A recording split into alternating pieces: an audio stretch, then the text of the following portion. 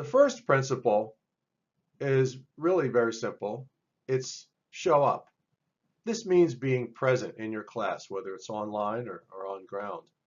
Online is even more important. So make sure that you log in a minimum of 3 days a week and you participate in the online activities, participate in the discussions, do your quizzes if there's quizzes, look at what's going on in terms of resources that are being provided, other videos, and make sure that you are active in the classroom.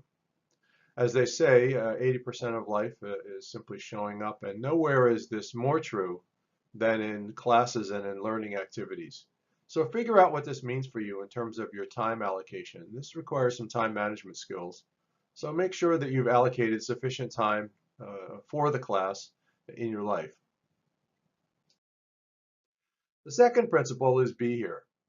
This means that you're allowing yourself to focus on the class materials by eliminating distractions and making sure that you understand exactly what's needed on a week-to-week basis, even on a day-to-day basis. This again is around time management, but it's also around finding a place where you can eliminate distractions. Turn off your cell phone, close your office door. If you can't find a place at home or at work where you can study properly, maybe go to the library or find another place where there are no distractions. You can spend some time really focusing on exactly what's going on in the class. You can do your reading, you can do your writing, editing, class participation. The goal here is to avoid multitasking. Multitasking is really a misnomer. It doesn't exist. What it is simply jumping from task to task, and it really reduces your effectiveness overall. So be here. When you're in the class, make sure that you're really in the class and you're focused on what's going on. The third principle is that nobody gets to be wrong. This is really about collegial discussions. This is about seeking to understand first rather than to be understood. This is not about stating opinions.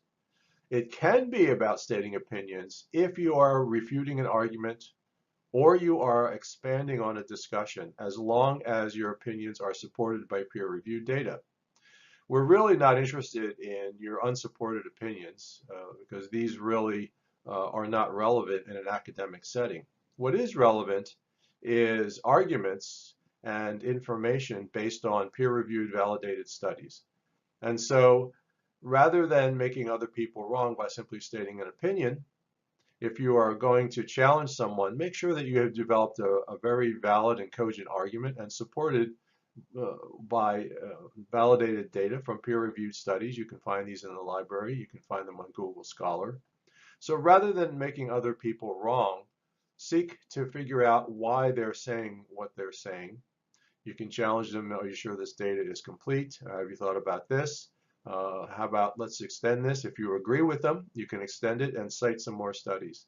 So nobody gets to be wrong. Now the flip side is that everybody gets to be right. This is your time to practice. Nobody that I know has ever been able to write in academic style, whether that be MLA or Turabian or APA, unless they've spent years figuring it out. APA and MLA and these other academic styles generally take about 3 years to figure out and implement fully.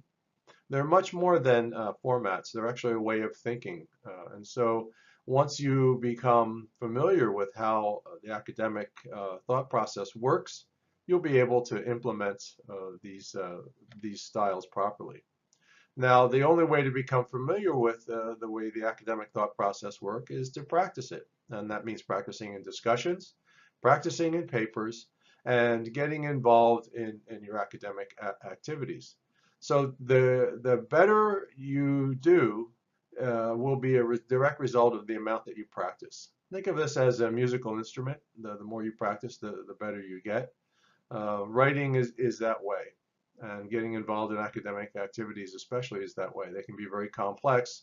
However, the more time you spend with them, the better you're going to get. So this is your chance. Practice, get good at it, and adopt a different way of thinking that will serve you in the long run.